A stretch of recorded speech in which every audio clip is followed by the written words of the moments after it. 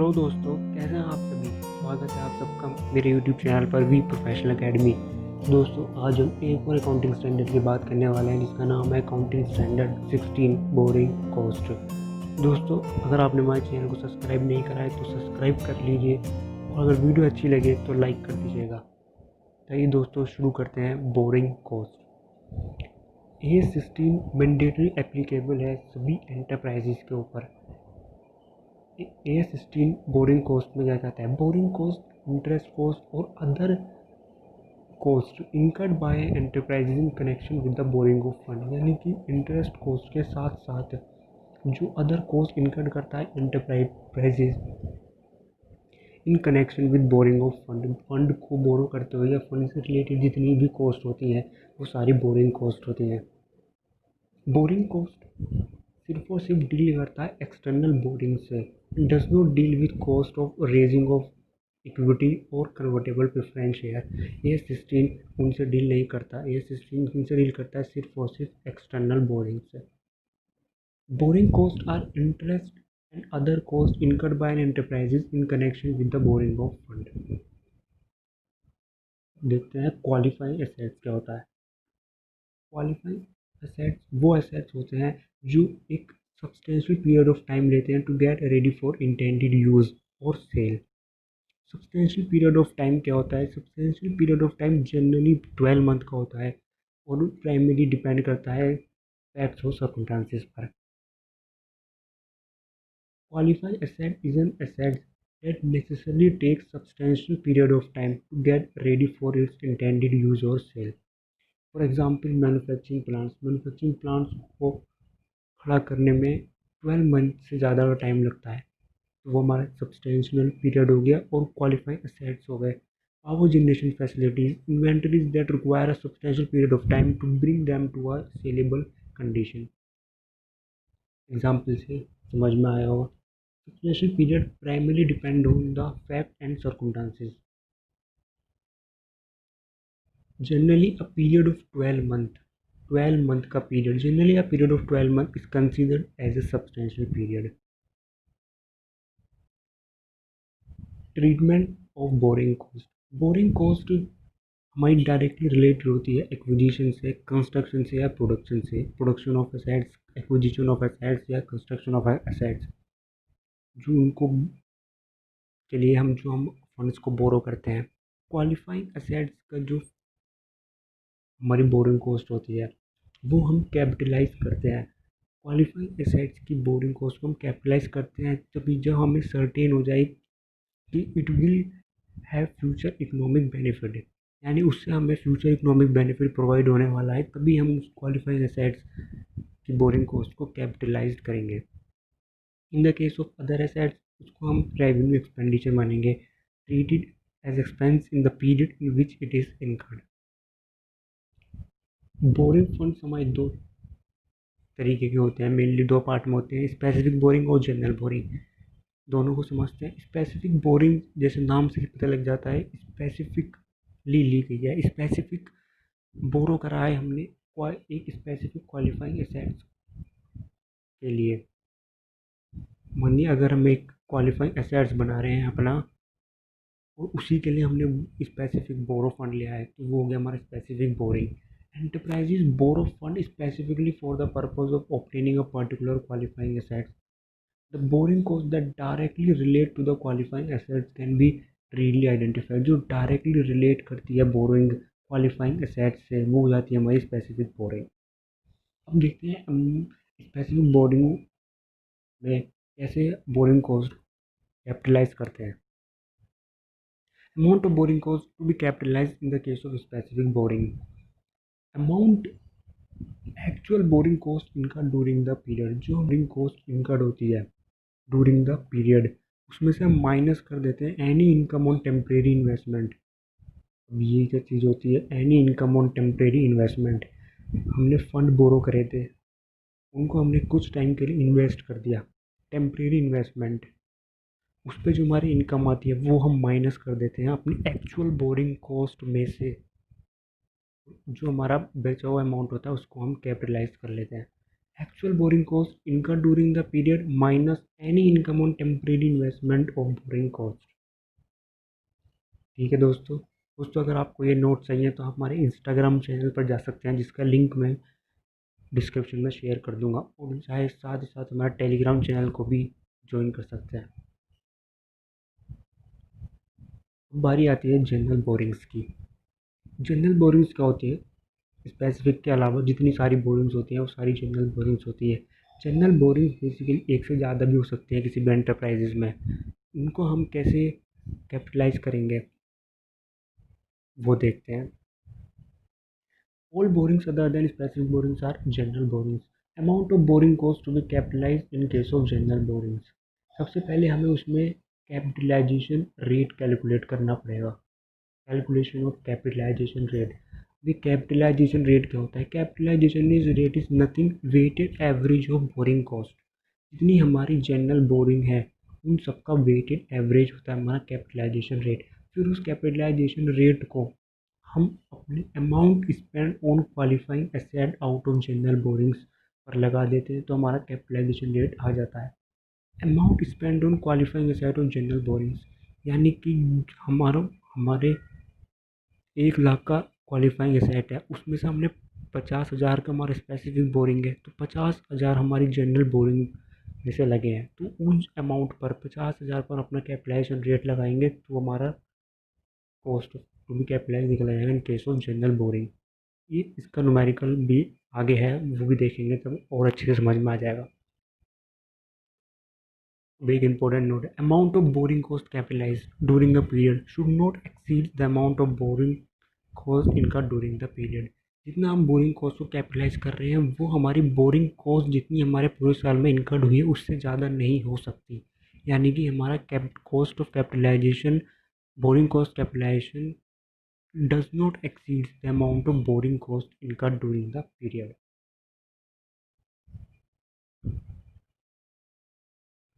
Commencement of capitalisation. हम capitalise करना कब से शुरू करेंगे? इसके लिए हमें तीन चीज़ें दी गई हैं और तीनों की तीनों कंडीशन एक साथ सेटिस्फाइड होनी चाहिए। यानी कि सारी की सारी कंडीशन सेटिस्फाइड होनी चाहिए तब हम कमेंसमेंट ऑफ कैपिटलाइजेशन शुरू कर देते हैं। The commencement of capitalization of borrowing cost should commence when all the three conditions are satisfied. All the conditions below are satisfied. सबसे पहली कंडीशन है expenditure for the acquisition, construction और production of qualifying asset is being incurred। यानी कि हमने अपने qualifying assets के लिए एक्विजिशन का खर्चा शुरू कर दिया हो, कंस्ट्रक्शन का खर्चा शुरू कर दिया हो या प्रोडक्शन का खर्चा शुरू कर दिया हो तो हम उसका कमेंसमेंट शुरू कर सकते हैं। दूसरी condition, borrowing cost are being incurred. Borrowing cost भी हमने अपनी इनकर्ड कर दी हो, वो भी करनी चालू कर दी हो। इसी चीज़ आती है activity that are necessary to prepare the assets. सारी एक्टिविटी जो एसेट्स को प्रिपेयर करने में नेसेसरी होती है वो सारी एक्टिविटीज़ प्रोग्रेस में चल रही हो, प्रोग्रेस इन कंटिन्यूस प्रोग्रेस में चल रही हो। लेकिन ये एक्टिविटी का मतलब सिर्फ लेबर एक्टिविटी नहीं है कि उस पर फिजिकल काम हो रहा हो। फिजिकल एक्टिविटी ही काफ़ी नहीं होती, हमारे टेक्निकल काम शुरू हो जाए, एडमिनिस्ट्रेटिव वर्क शुरू हो जाए, उसको भी हम अपना कमेंसमेंट शुरू कर सकते हैं। Activity that are necessary to prepare the assets for its intended use और sale are in progress. The activity here need not to be physical activity. सिर्फ और सिर्फ फिजिकल एक्टिविटी का होना ही जरूरी नहीं होता, हम टेक्निकल और एडमिनिस्ट्रेटिव वर्क भी कंसिडर कर सकते हैं। Suspension of capitalisation. सस्पेंशन का मतलब होता है कुछ टाइम के लिए रुक जाना। अगर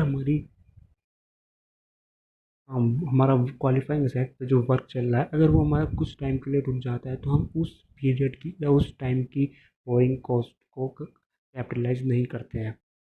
capitalisation of borrowing cost are commences when above mentioned 3 points are satisfied, जो हमने अभी 3 पॉइंट देखे थे।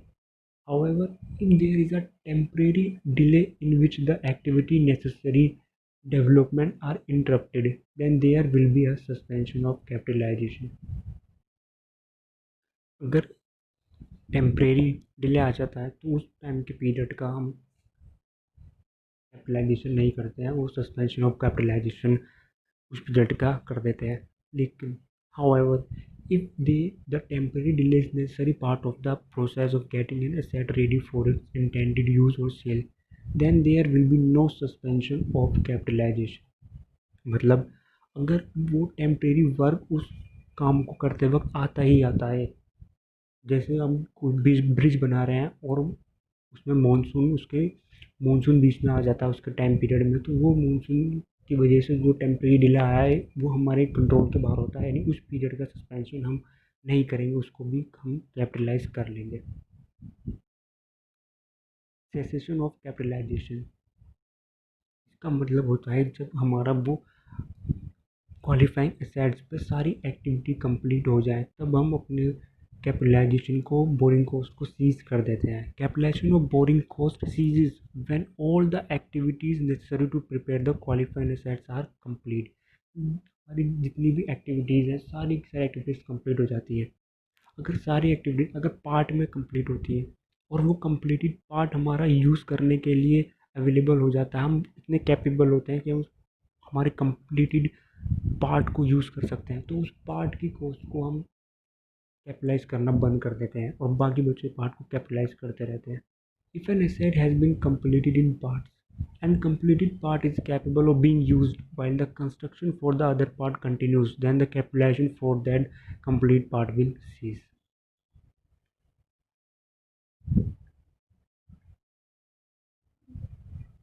दोस्तों एक इलस्ट्रेशन है, इंस्टीट्यूट के मटेरियल की इलस्ट्रेशन है।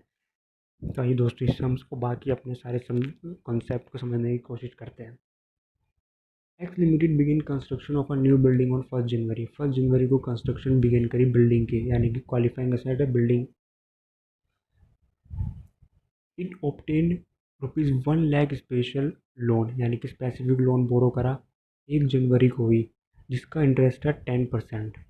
The companies other outstanding to non specific यानी कि जनरल बोरिंग, कंपनी के पास दो जनरल बोरिंग्स भी है, नॉन स्पेसिफिक बोरिंग है, एक 5 लाख की एक 9 लाख की, जिस पे 11% रेट है, 9 लाख पे 13%। The expenditure that were made on the building project were as follow. ये एक्सपेंडिचर इनकर्ड होने शुरू हो गए। याद कीजिए हमारी 3 कंडीशन कमेंसमेंट ऑफ कैपिटलाइजेशन के लिए, एक्सपेंडिचर होना शुरू हो जाना चाहिए, बोरिंग कॉस्ट इनकर्ड हो जानी चाहिए और एक्टिविटीज़ शुरू हो जानी चाहिए। जनवरी 16 2 लाख, अप्रैल में 2.5 लाख, जुलाई में 4.5 लाख, दिसंबर में 1,20,000। Building was completed by 31 December 2016। Calculate the amount of interest to be capitalise. इसका सॉल्यूशन देखते हैं। स्पेशल लोन 1 लाख रुपए का 1 जनवरी को लिया था। सबसे पहले हम कैलकुलेट करते हैं average accumulated expenses. Computation of average accumulated expenses, यानी कि या वेटेड एवरेज अमाउंट, हमारे जितने भी एक्सपेंस हुए उन सबका। हमने 2 लाख रुपए 1 जनवरी को लगाए थे, वो हमारा पूरे साल खर्चा होगा, यानी कि 12/12 पूरे पीरियड चला तो 2 लाख रुपए हो गया। 2.5 लाख रुपए लगाए थे हमने अप्रैल में, यानी कि 9 महीने तक चले वो, यानी 1,87,500।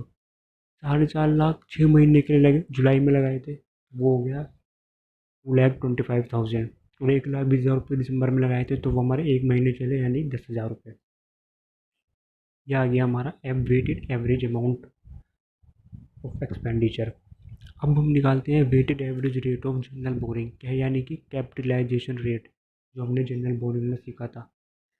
अमाउंट है लोन की 5 लाख और 9 लाख, इंटरेस्ट रेट था 11% और 13%। ये आ जाएगा हमारा 55,000 और 1,17,000। इसका वेटेड एवरेज करेंगे। वेटेड एवरेज रेट 1,32,000 रुपये हमारा इंटरेस्ट हो गया। ये टोटल कितने लोन पर है, 1,14,00,000 पर। 1,70,000 डिवाइड बाई 14 लाख इंटू 100, तो ये आ जाएगा 12.28% हमारा कैपिटलाइजेशन रेट। इस रेट को हम लगाएंगे amount spent on qualifying assets out of general borrowing. अब borrowing cost to be capitalise. Loan specific loan 1 lakh का था, उस पर 10%, यानी कि 10,000, वो तो बहुत सिंपल था। जनरल बोरिंग्स में हमारा अमाउंट कैसा आई, 5,20,500। हमारा 6,20,500 टोटल एक्सपेंडिचर था, वेटेड एवरेज एक्सपेंडिचर जो हमने सबसे पहले निकाला था।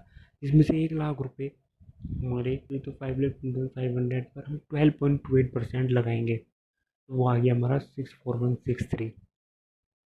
जनरल बोनस में हमने सीखा था capitalisation rate into amount spend on qualifying assets out of general borrowing. Total expenditure to be capitalised, cost of building. Cost of building कैसे आएगी, जितना हमने एक्सपेंडिचर करा था ये जनवरी का, अप्रैल का, जुलाई का और दिसंबर का, उसमें ऐड कर देंगे बोरिंग कॉस्ट। ये आ गया हमारा total expenditure to be capitalised. ये हमारे टोटल अमाउंट आ गई एक्सपेंडिचर।